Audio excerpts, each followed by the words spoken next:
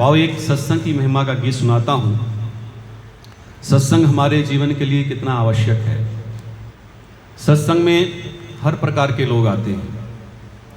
कोई मन में बड़ी श्रद्धा लेकर के आता है, कुछ लोग समय पास करने के लिए आते हैं। एक महात्मा जी कथा कर रहे थे, वो बता रहे थे कि सत्संग में 3 प्रकार के लोग आते हैं। वो कह रहे थे कि सत्संग में 3 प्रकार के लोग आते हैं। उन्होंने फिर कुछ उदाहरण दिया कि एक मूर्तिकार ने 3 मूर्तियां बनाई, बिल्कुल एक जैसी, रूप रंग आकार में बिल्कुल एक जैसी। जब वो बाजार में बेचने के लिए निकला तो एक का मूल्य 10 रुपये, एक का 100 रुपये और एक का 1000 रुपये। लोग देखते, मूर्तियों को देखते ही रह जाते कि इतनी सुंदर मूर्तियां। जब उसके भाव पता करते भी इसका मूल्य क्या है तो लोग बड़े हैरान होते कि देखने में तो बिल्कुल एक जैसी हैं, रूप रंग आकार में, और इनकी कीमत में इतना क्यों फर्क है। तो उस मूर्तिकार ने कहा ये तीनों मूर्तियां अलग अलग उपदेश संदेश देती हैं।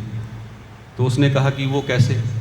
उसने कहा ये सिलाई पकड़ो, ये जो 10 रुपये वाली मूर्ति है इसके कान में डाल के देखो जरा।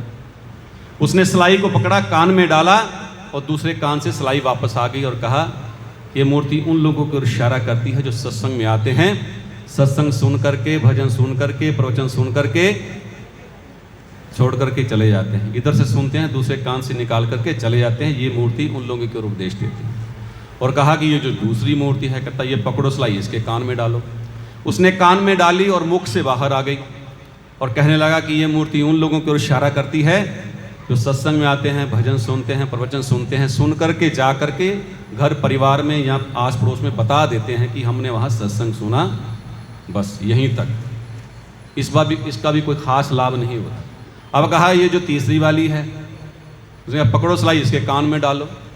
और सिलाई को जब भी कान में डाला, जो ही कान में डाला, सिलाई वापस नहीं आई, सीधी पेट के अंदर। और कहने लगे कि ये मूर्ति उन लोगों की ओर इशारा करती है जो सत्संग में आते हैं, भजन सुनते हैं, भजन के अंदर जो भाव होते हैं उनको मनन करते हैं, चिंतन करते हैं, प्रवचन सुनते हैं, वेदों का जो सार है, निचोड़ है, वो बताया जाता है आर्य समाज के मंच से, ध्यान से सुनते हैं, उनका जीवन बदल जाता है। तो किसी ने कहा महात्मा जी एक प्रकार के और भी लोग आते हैं। तो महात्मा जी ने कहा ये एक प्रकार के और लोग कौन से हैं, मैंने तो कभी सुना नहीं। उसने कहा बताओ, आप ही बता दो भाई एक प्रकार के और कौन से लोग हैं। उन्होंने कहा कि जो लंगर के समय आते हैं, वो तो आपने बताया ही नहीं। महात्मा जी कहने हाँ ये बात तो सही है, वैसे ये तो मेरे ख्याल में नहीं था। कुछ लोग लंगर के समय में आते हैं, जब पता है तभी 1 बजे कार्यक्रम समाप्त होगा, 10 मिनट पहले आ जाते हैं। तो ऐसा आपने विचार करना है कि हम किस प्रकार बनना चाहते हैं। कई लोग कई वर्षों से भजन सुन रहे हैं, प्रवचन सुन रहे हैं, लेकिन कोरे के कोरे रहते हैं, उनके जीवन में परिवर्तन ही नहीं आता। इतिहास उठा करके देख लीजिए, ऋषि दयानंद जी के जीवन से कितने लोगों ने अपने जीवन को बदल दिया। मैंने सुबह भजन भी सुनाया था, अच्छे संग तरे। उसमें बड़े सुंदर भाव को प्रकट करता हुआ गीत था, अच्छे संग तरे। जो अच्छों का संग करते हैं वो जीवन में तर जाते हैं। तो सत्संग की महिमा का ये गीत है कि हमें किसका संग करना चाहिए। विद्वानों का, अच्छे लोगों का, ऋषियों का, मुनियों का, जो ज्ञान वेद ज्ञान की बात करता है, जो अच्छी बात करता है, जो आपके जीवन के लिए लाभदायक है, उसके लिए सत्संग में आना बहुत ज़रूरी है। बड़ा सुंदर इस गीत के भाव हैं, आइए इस गीत को सुनते हैं।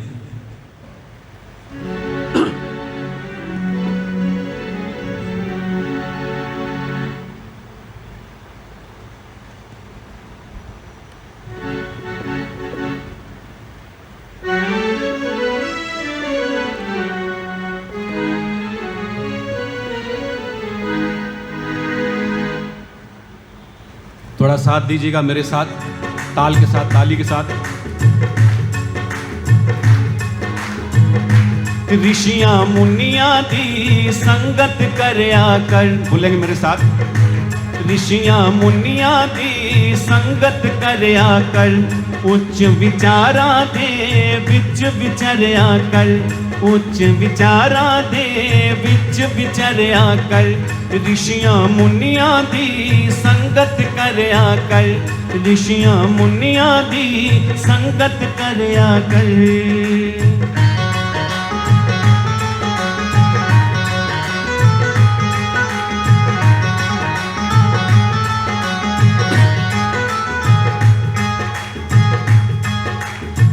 ब्रह्म मुहूर्त वेले उठ के जंगल पानी जाके, ब्रह्म मुहूर्त वेले उठ के जंगल पानी जाके, दातुन मंजन करके ताजे पानी नाल नहा के, दातुन मंजन करके ताजे पानी नाल नहा के, सजरे फुल वांगू रोज निखरिया कर, सजरे फुल वांगू रोज निखरिया कर, ऋषियां मुनियां दी संगत करया कर, ऋषियां मुनियां दी संगत करया कर।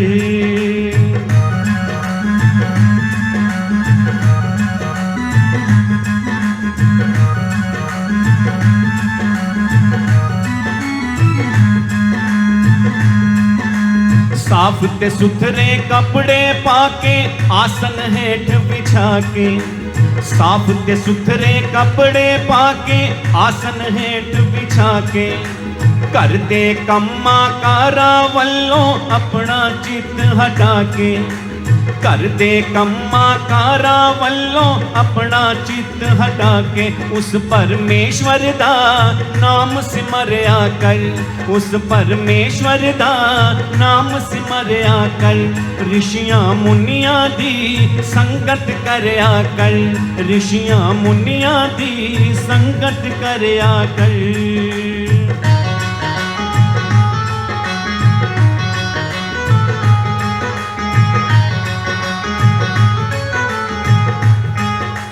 संकट मोचन नाम प्रभु दा सब ते संकट हरदा, संकट मोचन नाम प्रभु दा सब ते संकट हरदा, छोटे वड्डे ऊंच नीच दा भेद कदे नहीं करदा, छोटे वड्डे ऊंच नीच दा भेद कदे नहीं करदा, दीना दुखिया दे संकट हरया कर, दीना दुखिया दे संकट हरया कर, ऋषियां मुनियां दी संगत करया कर।